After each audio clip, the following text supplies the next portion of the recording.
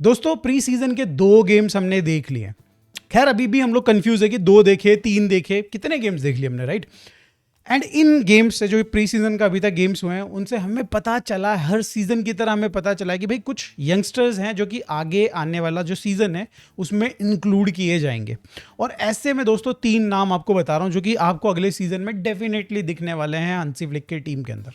वो है भाई ज़ावी एस्पार्ट, ऑब्वियसली भाई पहले भी खेल चुका है, वो अभी इस सीजन में भी खेलेगा। देन देर इज भाई Brian Ferinas and then Alvaro Cortes. ये 3 लड़के हैं जो कि अगले सीजन में दोस्तों आपको देखने को मिलने वाले हैं।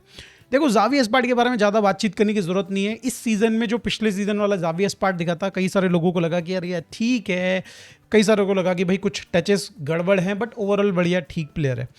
आज जो अभी हमने मतलब कल हमने जो देखा था भाई, इसमें काफ़ी क्लैरिटी मिल चुकी है, दोनों प्री सीजन गेम्स में काफ़ी क्लैरिटी मिल चुकी है कि Xavi aspart actually is very good भाई। और हांसी फ्लिक उसको काफ़ी पसंद कर रहा है। हांसी फ्लिक बहुत सारी अच्छी अच्छी बातें बोल रहा है उसके बारे में ही, कंसिडर भाई कि यहाँ पे एक बढ़िया ऑप्शन देने वाला है उसको, राइट बैक वाली जो पोजीशन है उसमें। एंड यहाँ पे दोस्तों इसका मतलब क्या है? इसका मतलब ये है दोस्तों कि हेक्टर फोर्ट, जिसकी अभी घर वापसी हुई थी, ही इज गोइंग बैक, और going back this time not on loan. भाई यहाँ पे डेफिनेटली उसको सेल किया जाएगा, ऐसा मुझे लग रहा है। देखो दोस्तों कई सारी रिपोर्ट्स आ रही हैं कि बेच रहे हैं हेक्टर फोर्ड को, and there are multiple clubs जो कि यहाँ पे इंटरेस्टेड है। There are clubs from premier league, there are clubs from भाई यहाँ पे आपके जर्मन लीग से भी काफ़ी सारे लोग इंटरेस्टेड हैं। ऑब्वियसली ला लीगा में भी अभी बात चलेगी तो डेफिनेटली बिकने खरीदने के लिए ऑप्शंस आ सकते हैं, क्लब्स आ सकते हैं। कितना रेट मेरे को पर्सनली लगता है कि भाई यहाँ पे हेक्टर फोर्ड निकाल के दे सकता है। आई दोस्तों थिंक 25 मिलियन की एक मोटी रकम यहाँ पे भाई हेक्टर फोर्ड को, बारसा को 25 मिलियन से कम में बेचना नहीं चाहिए। आई बिलीव सो दोस्तों, इतना निकाल के दे सकता है। अगर आप देखो यहाँ पे हम लोग शायद से 12 से 15 मिलियन रूनी बारजी के लिए लेंगे। हमने जोफरी टोरेंट जिसने गिन के 3 गेम्स खेले तो उसके हमने 5 मिलियन निकलवा लिए आईएक्स से। तो भाई यहाँ पे why not get 22 to 25 million for यहाँ पे आपका हेक्टर फोर्ड, जो कि भाई ऑफेंसिवली ही बहुत अच्छा, ठीक है। डिफेंसिवली यू कैन भाई बोल सकते हो कि थोड़ा सा कंसर्निंग है उसके जो गेम है, बट जिस तरीके का इस समय पे ना अगर अकाल पड़ा हुआ है आप बोलो, या फिर भाई यहाँ पे डिमांड में है पर्टिकुलरली फुल बैक वाली प्रोफाइल, भाई मेरे को लगता है कि फ़ायदा उठाना चाहिए। एक अटैकिंग फुल बैक जो कि यहाँ पे हेक्टर फोर्ड है, भाई आपको अच्छे पैसे कमा के दे सकता है। And this is the moment, अगर आप नहीं रखना चाहते हो तो भाई क्यों वेस्ट करना उस टैलेंट को, राइट? क्यों भाई रद्दी बना के रख देना भाई अपने बेंच पे। तो यस भाई, Xavi aspart is the guy जिसके साथ बारसा कंटिन्यू करेगी, एंड हेक्टर फोर्ड पॉसिबली दोस्तों यहाँ पे सेल किए जाएंगे। And this is the amount जो मैंने बोला, 22 से 25 मिलियन तक यहाँ पे बारसा को डिमांड करनी चाहिए। ब्रायन फेरिनास दोस्तों, ये लड़का आप इसका नाम बार बार देखेंगे बिकॉज भाई ये वो लड़का है जो कि आपको पेड्रिश प्रोफाइल देता है, थोड़ा सा फ्रेंकी डियोंगिश प्रोफाइल देता है, थोड़ा गेम है इसका मतलब उस तरीके का। And you will see this guy कभी कभी भाई यहाँ पे आप जब कोपा डेल रे के इनिशियल मैचेस होते हैं भाई, जो टियर 3 टियर 4 लीग्स के जो टीम्स आती हैं उनके साथ जो मैचेस होते हैं वहाँ पे उनके अगेंस्ट इसको खेलते हुए देख सकते हो। एंड मे बी कुछ और गेम्स भी दाएं बाएं खेलते हुए देख सकते हैं। क्यों इसको बार्सिलोना प्रमोट करी? ही इज़ वेरी गुड भाई first of all, but in the sense very good in the sense कि भाई बारसा एथलेटिक का सबसे बढ़िया लड़का था, बारसा एथलेटिक का सबसे बढ़िया लड़का था, but he is not up to the mark कि भाई हम बोलेंगे उसको यहाँ पे पेड्री गावी टाइप की प्रोफाइल यहाँ पे होल्ड करता हो, या फिर भाई उस लेवल का फुटबॉल उसका इवॉल्व हो चुका है, ये नहीं बोल सकते।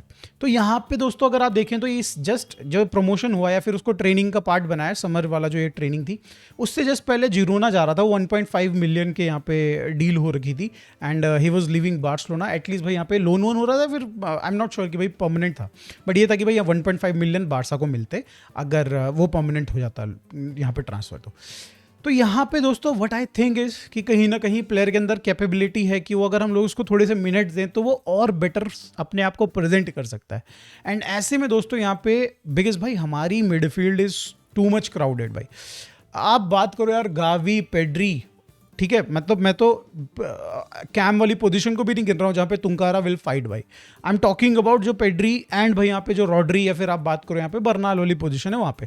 तो there are so many players भाई जो कि आने वाले भी हैं फ्यूचर में एंड अभी भी हैं। तो यहाँ पे this guy can show at least कि क्या पोटेंशियल है उसका इस सीजन में, आने वाले सीजन में। एंड देन भाई अगेन जस्ट लाइक भाई आप हेक्टर फोर्ड उसको लोन पे भेज सकते हैं, आपने प्रेजेंट किया, आपने लोन पे भेजा और बढ़िया किया उसने नेक्स्ट सीजन, एंड देन भाई आप उसको अगले सीजन में बेच सकते हैं, या तो अगले सीजन जो 27-28 वाला सीजन होगा उसमें सेल कर सकते हो, या फिर 28-29 वाला सीजन होगा उसमें सेल कर सकते हो, ठीक है। एंड देन कम्स भाई यहाँ पे Alvaro Cortes, and for me दोस्तों Alvaro Cortes is the unluckiest guy.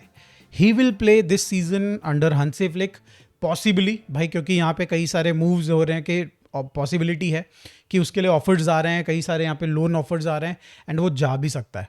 But भाई मैं उसको लकी अनलकी क्यों बोल रहा हूँ? मेरे हिसाब से दोस्तों अल्वारो कॉर्टेस एक बहुत ही ऐसे टाइम पे आया ना जब एक्चुअली अगर वो 1 साल पहले आ जाता या फिर वो 2 साल बाद आता तो दोस्तों बहुत ही झकास हो जाता। ये जो मोमेंट है दोस्तों, यहाँ पे कई सारी रिपोर्ट्स आ रही है, मैं भी बोल चुका हूँ कि भाई यहाँ पे बारसा अगले सीजन में साइनिंग्स नहीं कर पाएगी एक भी, because we will be not in 1:1 वाला जो सिनेरियो है उसमें नहीं होंगे।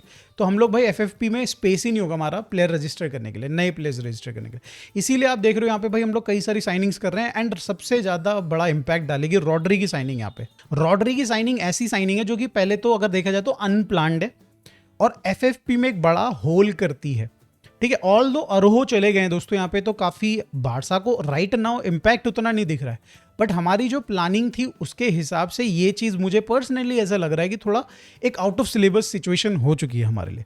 बट यहाँ डेफिनेटली यहाँ पे कुछ ना कुछ बारसा डेफिनेटली कर ही लेगी। बट द मुद्दे वाली बात इज कि यहाँ पे ये अनलकी क्यों हो रहा है। देखो बारसा को एक्सपीरियंस ऐड करना होगा आने वाले 2 साल के लिए। यूसीएल जीतना है दोस्तों तो आपको ना मतलब बैक लाइन को स्ट्रांग बना के रखना पड़ेगा, और एक्सपीरियंस एक बहुत बड़ा फैक्टर होता है दोस्तों यूसीएल जीतने के लिए, वो भी पर्टिकुलरली आप बैक लाइन की बात करें तो। और यहाँ पे क्रिश्चियनसन अगर देखो दोस्तों अगर सीजन भर खेल ले तो भाई मेरे को कोई दिक्कत नहीं कि नया साइनिंग करने की भी जरूरत नहीं अपने को, भाई अपना काम चल जाएगा। बट वी डोंट नो कि भाई क्रिश्चियनसन कितना दिन चलता है, 3 गेम चलता है, 5 गेम चलता है, या फिर भाई 30 गेम सीजन पूरा दे देता है। तो ये एक बहुत बड़ी प्रॉब्लम है। और यहाँ पे दोस्तों लपोर्ट की बातें हो रही हैं कि भाई लपोर्ट को यहाँ पे साइन किया जाएगा second time in this season, या फिर आप ट्रांसफर विंडो बोलो, we are getting link with Laporte यहाँ पे, एंड देयर इज पॉसिबिलिटी कि डेको इसको एक्सप्लोर करेगा। वो देखने वाली बात है कि क्या होता है बाद में। बट एज इफ नाउ दोस्तों यहाँ पे एक्सपीरियंस ऐड करना बहुत ज़्यादा ज़रूरी है, क्योंकि अगले सीजन में भी हम लोग कुछ खास कर नहीं पाएंगे। तो यहाँ पे अल्वारो कॉर्टेस अगर एक प्लेयर आ जाता है as a left centre back, तो यहाँ पे भाई जेरार्ड मार्टिन उससे पहले है, एंड अगर कोई एक्सपीरियंस बंदा आता है तो वो उनसे भी पहले, तो third choice left centre back बन जाएगा अल्वारो कॉर्टेस। बहुत सॉलिड प्लेयर मुझे लगता है। मैं ये नहीं बोल रहा हूँ कि भाई he is La Liga ready, he will भाई टेयर अपार्ट ला लीगा, ऐसे करके बोल रहा हूँ मैं ये बोल रहा हूँ कि भाई अगर उसको आप 10 गेम खिला लो ला लीगा के आउट ऑफ जो भी 28-30 गेम्स होते हैं, बाहर के भी इंक्लूड कर लो उसमें, कोपा डेल रे के 2-4 गेम्स, 10 गेम्स भी अगर उसको मिल जाए तो आई थिंक उसके लिए डेवलपमेंट के लिए बहुत होंगे। बट मुझे नहीं लगता दोस्तों कि उसको इतने सारे गेम्स मिलने वाले हैं एक नई साइनिंग के बाद। अब मुझे पर्सनली लग रहा है कि अल्वारो कॉर्टेस भाई बहुत गलत टाइम पे आ रहे हैं, पॉसिबली दोस्तों इस सीजन में वो शायद से रुके ना। अगर बारसा एक साइनिंग कर देती तो उसके बाद तो नहीं रुकने वाले हैं डेफिनेटली। तो दोस्तों ये सारी अपडेट्स रिलेटेड टू बारसा। अब आ जाते हैं दोस्तों यहाँ पे फरहान टोरेस वाली कहानी पे जाते हैं। फरहान टोरेस और हंसी फ्लिक के बीच में कॉल हुई, फरहान ने कॉल किया यहाँ पे हंसी फ्लिक को जस्ट टू इन्फॉर्म कि भाई he is joining PSG, and अब दोस्तों इस पे मोहर लग गया है। हाँ, पीएसजी की तरफ से बिड नहीं आई, 50 मिलियन के अराउंड दोस्तों यहाँ पे बताया जा रहा है कि 50 मिलियन की बिड भेजेगी पीएसजी, बट लेट्स सी दोस्तों कितना आता है। मैं तो भैया एक्सपेक्ट बड़ा कम कर रहा था, 35-40 मिलियन के अराउंड कर रहा था, बट अगर 50 मिलियन के एक्चुअली दोस्तों विदाउट एनी रिलीज, ये मतलब बेसिकली बोनसेस अगर 50 मिलियन दे दें तो भाई बहुत बढ़िया होगा। Barça is rating somewhere around भाई यहाँ पे 55 मिलियन, तो 50 मिलियन प्लस 5 मिलियन का अगर बोनस भी हो जाए तो मज़ा आ जाएगा, और उससे ऊपर हो जाए तो फिर तो वजह वारे न्यारे हो जाएगी बार्सिलोना के। खैर दोस्तों यहाँ पे फरहान टोरेस की स्टोरी एंड नहीं होती है, पीएसजी के साथ उन्होंने अग्रीमेंट तो कर लिया है, बट आर्सेनल ने भी कांटेक्ट किया था फरहान टोरेस को। दे ऑल्सो वांट कि यहाँ पे अगर इन केस भाई यहाँ पे एल्वारेज क्योंकि रेडी हो नहीं रहा है आर्सेनल ज्वाइन करने के लिए, तो दे आर एक्सप्लोरिंग कि भाई कोई एक ऐसा प्लेयर आ जाए जो कि यहाँ पे थोड़ा सा खेल ले हमारी स्ट्राइकर पोजीशन में। फरहान टोरेस एक इस समय पे हॉट प्रॉपर्टी चल रहा है भाई, इस समय पे मतलब हर किसी की नज़रें हैं as a second choice striker, या फिर बना सकते हैं फरहान टोरेस को। तो यहाँ पे आर्सेनल ने भी ट्राई किया, बट आई गेस भाई उनकी दाल ज़्यादा गलेगी नहीं यहाँ पे आर्सेनल की फरहान टोरेस को साइन करने के लिए। बट खैर दोस्तों ये जो फरहान टोरेस का सागा है इन बार्सिलोना बहुत जल्दी क्लोज होने वाले, पॉसिबली नेक्स्ट वीक के पहले 2-3 दिन में ही अपने को यहाँ पे अलविदा बोलने का मौका मिल जाएगा। अगर करते हैं अलविदा तो बाय बाय स्ट्रीम हम लोग दोस्तों एक कर ही लेंगे यहाँ पे।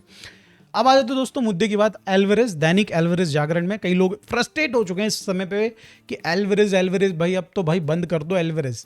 बट क्या करें दोस्तों, डेली कुछ ना कुछ आ ही रहा है भाई, यहाँ पे डेली कुछ ना कुछ आ रहा है। देखो अभी भी रिपोर्ट्स ये हैं, रिपोर्ट्स क्या भाई, सिमियोनी से कल पूछा गया कि भाई आप एल्वारेज के केस में क्या बोलना चाहते हो, मतलब क्या एथलेटिको मैड्रिड इसको जाने देगी, he wants to leave Atletico Madrid, तो इसमें आपकी क्या राय है। अब ये चीज़ उसने, ये जो स्टेटमेंट है दोस्तों, ये उसने 2 दिन पहले दी है जस्ट, जो कि एक प्लान्ड बोले, या फिर 10 तारीख को यहाँ पे एल्वारेज वापस आएगा एथलेटिको मैड्रिड में एंड अपने कोच वोच से मिलेगा। कई सारे लोग बोल रहे हैं कोच से उसकी मीटिंग ही नहीं है, 10 अगस्त को कोच से मीटिंग नहीं है, 12 अगस्त को कोच के साथ मीटिंग शेड्यूल्ड है। बट ऐसे कैसे हो सकता है भाई, 2 दिन की ट्रेनिंग विदाउट कोच, बिना मिले कोच से कैसे हो सकती है, राइट। तो जो भी है ठीक है, नहीं है शेड्यूल तो 10 नहीं तो 12 ही सही, बातें तो होंगी ना, आंख से आंख तो मिलाएगा ना यहाँ पे सिमियोने। तो सिमियोने बोलते हैं दोस्तों यहाँ पे, the situation is very clear, the club has made a decision that Miguel Angel has explained very well. From a sporting perspective, we are very pleased to have a player like Yulin and we will help him continue to grow and improve. And इसके सिवाय भी उन्होंने बहुत फालतू बात करी, but कुल मिला के बात है कि he is not for sale according to Simeone also भी। अब मुझे बताओ दोस्तों, कोच के मुंह पे अगर कोई प्लेयर आके बोलता है कि भाई मेरे को नहीं खेलना है तेरे साथ, तो कैसे खिलाएगा ये बंदा यार उसको, कैसे उसको भाई बेंच से या फिर स्टार्टिंग लेवल में डालेगा। बेंच से तो लाने की बात छोड़ो, स्टार्टिंग 11 वाला प्लेयर है वो, उसको कैसे स्टार्टिंग 11 में चूज करेगा भाई, मुझे समझ में नहीं आ रहा भाई ये क्लब किस तरीके से एक्ट कर रहा है। हमारे यहाँ पे फरान टोरेस ने एक बार बोला कि भाई मेरे को प्यार चाहिए, तो हमने बोला जहाँ मिल रहा है वहाँ चले जा भाई, ढूंढ ले, ठीक है, प्यार ही प्यार मिल रहा है तुझे, अगर पेरिस तो वैसे भी भाई लव सिटी है। बट ये एल्वारेज के केस में दोस्तों यहाँ पे खुला के मुंह पे भी बोलेगा कोच के, तो यार कोच किस मुंह से उसको खिलाएगा, मुझे समझ में ही नहीं आ रहा दोस्तों यहाँ पे। अब दोस्तों छोड़ो ये सब चीज़ें तो चलती रहेंगी, एल्वारेज की अपडेट आएगी कल, अपन लोग शेयर करेंगे, डिस्कशन बड़ा कुछ अगर हो जाता है दोस्तों, क्रेजी कुछ हो जाता है, तो we will be talking about obviously भाई एक लाइव स्ट्रीम में। But for the time being let's move on towards एक फाइनल टॉपिक जो कि है फ्रैंकी डियोंग वाला। यस, फ्रैंकी डियोंग दोस्तों, फ्रैंकी डियोंग इस समय पे भाई बार्सिलोना से रिपोर्ट्स आ रही हैं, they are unhappy with Frenkie de Jong. क्यों, किस लिए है अनहैप्पी भाई, मतलब देखो प्लेयर इंजर्ड हो गया, अब जो हो गया सो हो गया, अब कंटिन्यू करो ना। बट रीज़न इसमें बताया जा रहा है कि वो सर्जरी नहीं करवा रहा है। वो सर्जरी क्यों नहीं करवा रहा है भाई, उसको बताया जा रहा है कि मतलब कितने 6 हफ्ते हो चुके हैं जब से वो बाहर है वर्ल्ड कप से, 6 हफ्ते हो चुके हैं और अभी तक उसका जो इंजरी है वो ऐसा कुछ प्रोग्रेस नहीं कर रहा है जो नेचुरल तरीके से वो हील करवाना चाह रहा है, फिजियो के थ्रू वो हील कराना चाह रहा है। कुछ ज़्यादा मतलब दिख नहीं रहा है कि मतलब यहाँ पे रिकवरी ठीक जिस हिसाब से होनी चाहिए वो नहीं दिख रही। इसके चलते यहाँ पे भाई मैनेजमेंट क्या मतलब medical team is not happy with Frenkie de Jong, they are already suggesting कि भाई तू सर्जरी करवा ले, बट वो नहीं करवा रहा, वो नहीं मान रहा है। अब देखो दोस्तों, ये जो न्यूज़ चलाई जा रही है, व्हाट आई थिंक इसकी किसी तरीके से यहाँ पे फ्रैंकी डियोंग पर प्रेशर डलवाया जा रहा है कि तू सर्जरी करवा ले, क्योंकि अगर वो इस तरीके से चला कि मैं सर्जरी नहीं करवाऊंगा, ठीक है, और मैं एक नेचुरल तरीके से जाऊंगा, तो इसका तो कोई डेडलाइन होता नहीं ना, इसकी तो मिनिमम डेज की मतलब एक वो रिकवरी पीरियड तो होता नहीं।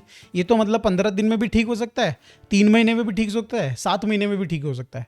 बट अगर आप सर्जरी करा लेते हो दोस्तों, तो आपको डॉक्टर की तरफ से सर्टिफिकेट मिलता है, एक रिपोर्ट मिलती है जिसमें बोला जाता है कि एटलीस्ट आप 3 महीने का रेस्ट कीजिए एंड उसके बाद आप चौथे महीने मतलब तीसरे महीने के बाद से फिजियो स्टार्ट कीजिए एंड भाई उसके बाद रिकवरी प्रोग्राम स्टार्ट कीजिए, या फिर 2 महीने का रेस्ट कीजिए। तो यहाँ पे आपको एक रिपोर्ट मिलेगी जो कि जिसमें बताया जाएगा कि आप 3 से 4 महीने के लिए फुटबॉल से बाहर हैं, एंड जो कि फ्रैंकी डियोंग के लिए उतनी इंपॉर्टेंट नहीं है। उसके लिए तो घुटना ठीक इंपॉर्टेंट है ना, करना ठीक इंपॉर्टेंट है, मतलब घुटना ठीक करना इंपॉर्टेंट है, क्या ही बोल रहा हूँ मैं, बट ये इंपॉर्टेंट है बार्सिलोना के लिए, बिकॉज भाई we want to register players जिनको हम लोग लेके आएंगे। फ्रैंकी डियोंग अगर बाहर रहेंगे दोस्तों, तो इट विल हेल्प बार्सिलोना बहुत ज़्यादा। उनका सबसे बड़ा कॉन्ट्रैक्ट है आफ्टर लेवेंडोस्की, अगर वो बाहर रहते हैं 6 महीने के लिए, तो पॉसिबली दोस्तों रॉड्री को यहाँ पे रजिस्टर करना मतलब पीस ऑफ केक हो जाएगा। यहाँ पे भाई आप लपोर्ट को ला सकते हो, it will be again without an issue भाई, we will be able to register him. Similarly Julian Alvarez को भी हम लोग रजिस्टर कर लेंगे, क्योंकि हमारे पास स्पेस था। हम लोग वो जो एक आउट ऑफ सिलेबस रॉड्री को साइन कर रहे हैं ना, इसको शायद से उतने अच्छे से कैलकुलेट नहीं किया था, एंड लकीली यहाँ पे फ्रैंकी डियोंग इंजर्ड हो चुका है, एंड दैट इज़ वाई दोस्तों यहाँ पे इतना ज़्यादा कहानियाँ चलाई जा रही कि फ्रैंकी डियोंग को भाई किसी तरीके से तो सर्जरी करवा ले सर्जरी। तो दोस्तों ये है आज की वीडियो में। आप लोगों को क्या लगता है कि फ्रैंकी डियोंग पे नाराज़गी सही है कि नहीं है, प्लीज़ कमेंट में ज़रूर बताइएगा। एंड भाई आप लोगों को कौन सा प्लेयर, यंग प्लेयर पसंद आया? बिकॉज भाई कई सारे प्लेयर्स थे, obviously Jordi Pascar is another guy, Ibrahim Tunkara is another guy, but I am not expecting those guys to participate in upcoming season यहाँ पे। एंड या मेरे को तो ये लगता है, बट अगर आपको कोई और प्लेयर लगता है प्लीज़ कमेंट में ज़रूर बताइएगा। Thank you so much for watching this video भाई, thank you, and give it a like and subscribe. Bye bye.